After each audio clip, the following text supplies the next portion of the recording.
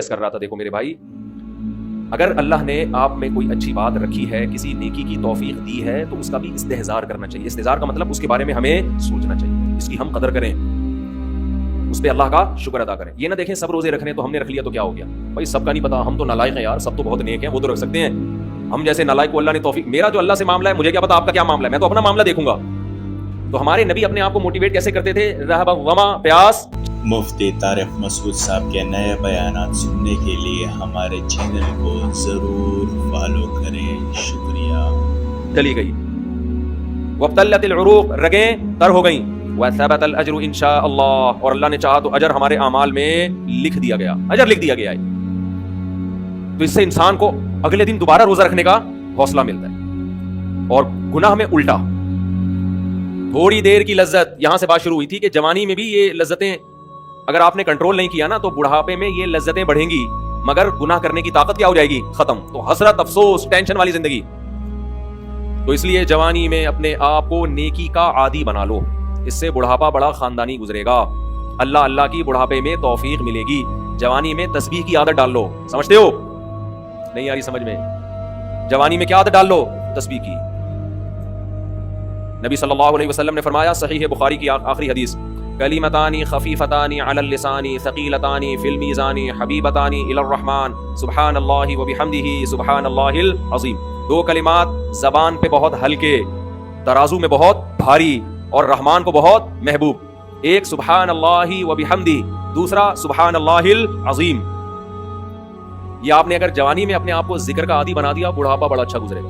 ہماری مسجد میں ایک بزرگ ہیں، پابندی سے تراویح پڑھتے ہیں، آج فجر میں پتا چلا کہ روزانہ 20 پارے تلاوت کا معمول ہے۔ میرا خیال ہے 70 سال عمر تو ہوگی، 70 سال میں روزانہ کتنے پارے پڑھ رہے ہیں؟ 20۔ کیا یہ عادت انہوں نے بڑھاپے میں ڈالی ہے؟ بڑھاپے میں اتنی ہمت نہیں ہوتی، یہ عادت کب سے پڑی ہوئی ہوتی ہے؟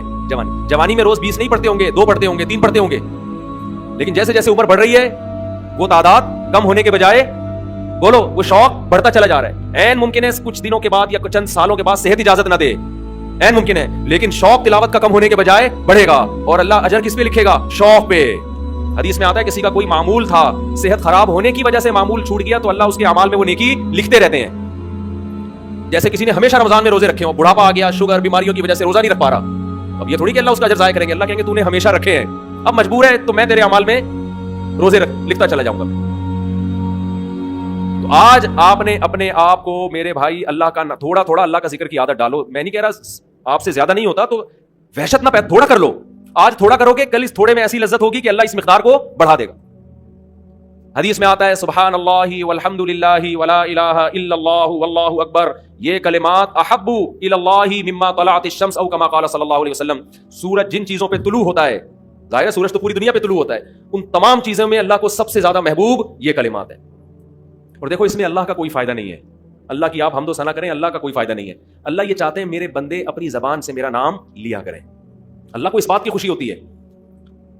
ہمارے حضرت ایک شعر پڑھا کرتے تھے، یہ جو اہل اللہ ہوتے ہیں نا ان کو ذکر کی بڑی عادت پڑ جاتی ہے، بار بار اللہ کا نام لیتے لیتے نا، شروع میں تو انسان کو عادت نہیں ہوتی، جب نام لیتا ہے بار بار ذکر، تو پھر اس کا ٹائم اللہ کے ذکر کے بغیر پاس نہیں ہوتا، پھر اس کو ایک کمی محسوس ہوتی ہے۔ کسی کو چائے کی عادت پڑ جائے، چرس کی عادت پڑ جائے، سگریٹ کی عادت پڑ جائے، نہیں ملے تو تڑپتا ہے نا، تو جس کو ذکر کی عادت پڑتی ہے نا اس کو جب ذکر کا ٹائم نہ ملے تو اس کا دل پریشان ہوتا ہے، اس کو اللہ کے نام میں ایک چسکا آنے لگتا ہے۔ لیکن یہ پہلے دن نہیں ہوگا، عادت ڈالنی پڑے گی۔ تو روز آنا اس کا معمول بنا لیں، 100 دفعہ صبح 100 دفعہ شام تسبیح کا معمول بنا لیں۔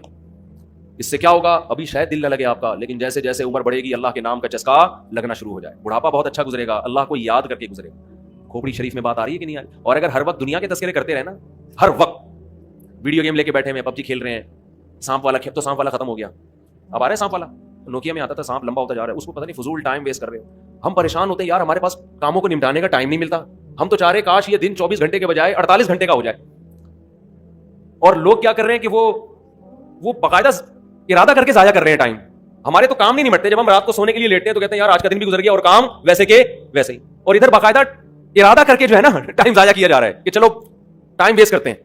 ایسی چیز میں ٹائم گزر جائے نا جو ذہنی تفریح کا ذریعہ بنے تو بھی ٹھیک ہے، گپ شپ لگا لو دوستوں کے ساتھ بیٹھ کر، یہ کیا یار دماغ کو خام خواہ تھکا رہے ہو بیٹھ کے۔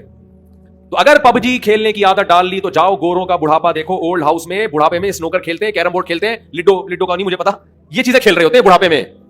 اور ہمارا بوڑھا بڑھاپے میں ایک ایک دن میں 20 پارے ختم کر رہا ہے. سمجھتے ہو کہ نہیں؟ وہ نماز میں دل بہلا رہا ہے, وہ تہجد میں اس کا ٹائم گزر رہا ہے. کوئی ویڈیو نہ بنائے, لکھا ہوا ہے نا. تو یہ کیسی عجیب بات ہے. آپ جائیں وہاں, ایک صاحب نے مجھے کہا کہ میں نے یورپ میں بڈھی عورتوں کو دیکھا, بڈھی عورتیں 5-6 بڈھی عورتیں بیٹھی ہوئی اور جوا کھیل رہی ہیں, تاش کھیل رہی ہیں. کہہ رہے مجھے یاد آیا یار, ایک ہماری بوڑھی ہیں, ہماری بوڑھی عورتیں مصلے پہ بیٹھی ہوتی ہیں, اللہ اللہ کر رہی ہوتی ہیں, آخری وقت اللہ کا نام لے کے گزار رہی ہوتی ہیں, اور ایک ہی بڑھیاں ہیں اور کیا کھیل رہی ہیں؟